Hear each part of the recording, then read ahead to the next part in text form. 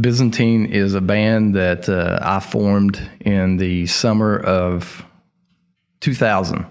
So I guess next year will be our 20th year as a heavy metal band from West Virginia. So I was in my senior year of school at WVU, and I was in a local band up there. We weren't that great, and it kind of fizzled. So I always wanted to play with a guitar player named Tony Rohrbaugh, who's from Weston, West Virginia, and he formed a band called Temper that was really, ahead of the game as far as like progressive modern metal coming from West Virginia. He's a fantastic guitar player, incredible songwriter, and we were friends. So he was playing in Chum at that time when they were signed to Century Media Records. And I guess he had left that band at the same time I dissolved the band I was in. So I thought, well, I'm graduating school, Morgantown. I'm from Logan, West Virginia. So I'm going to move back home. I'm going to contact Tony, see if he'd be willing to play with me. And luckily he said, yeah, let's give it a go. And that was pretty much the formation of Byzantine. So I'm the only not living member. I'm the only original member left. So, did you all just start jamming on, cover songs, or did you start writing songs right away, or how did that work? We started writing right away. Me and Tony were both more original songwriters. We were, obviously a little older. I was about 22. He was about 24, 25. So we had already been doing the whole cover band route a long time ago. So I wanted to do something original. And we just got together. He had some stuff left over from Temper. I had stuff left over from my band, and we kind of put it together. He was living in Huntington at the time. And at that point, the West Virginia music scene was kind of on fire. There was a lot of venues in Charleston, a lot of venues in Huntington. Huntington had a great music scene around the 2000s. X106.3 had X-Fest, which had became a really instrumental music festival around here. And they gave bands an opportunity to open up the stages if you were local. They had a thing, I don't know if it's called Loud and Local or whatever, but they would play your music on X106. If you got some, if you had some street heat on you, then they would let you play X-Fest.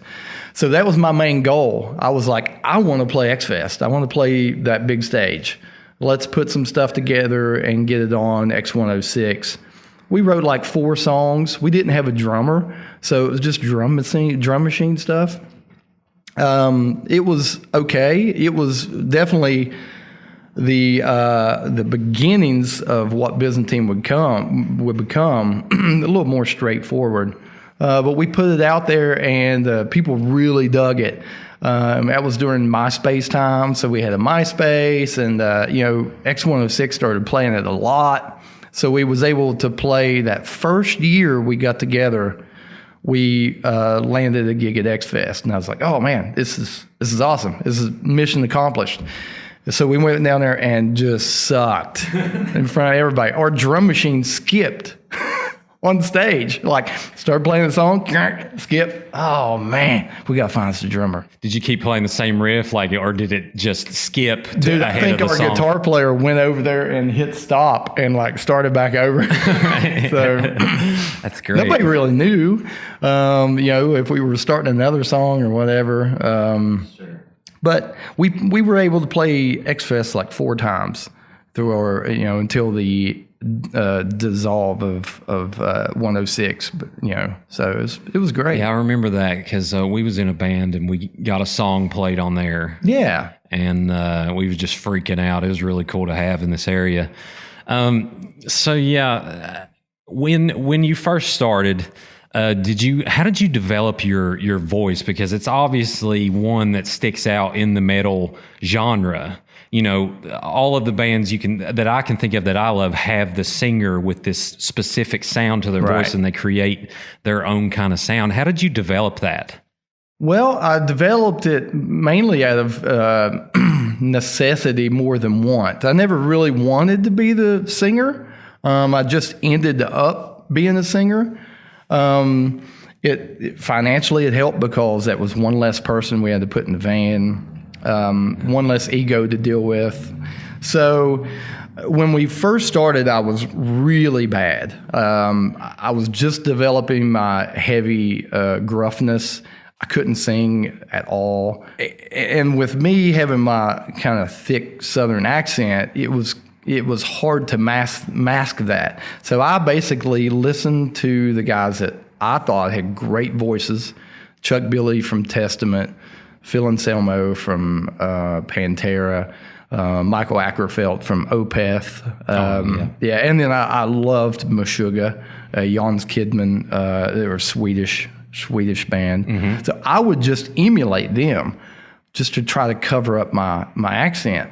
And I got to a point where I was like, oh, okay, I'm starting to develop my own style. You mentioned earlier about covering up your Appalachian accent. Did you figure out later, that's what makes me unique? Yeah. And did you just start, embracing it? Well, when I speak, it's always been there. So I've never really tried to cover it up. My first year at college, when I left Chapmanville High School, I got accepted into Baylor University, and I got on a plane and I left, and I said, I'm never coming back. I'm going to where Pantera is at. And I remember when I went down there, the girls thought the accent was kind of cute. So I was like, oh, I'm rolling with this. But I've also noticed that when we do a lot of touring and we go to areas where people don't hear a lot of the Appalachian accent, they really are it's endearing to them. It's soothing to them. They like the slower drawl. So I don't play it up, but I don't cover it up. Right. Now, when we sing, there is absolutely no way that my accent would affect the band's music in a positive way. Right. So I've got to sound like this dude that's from nowhere. Yeah.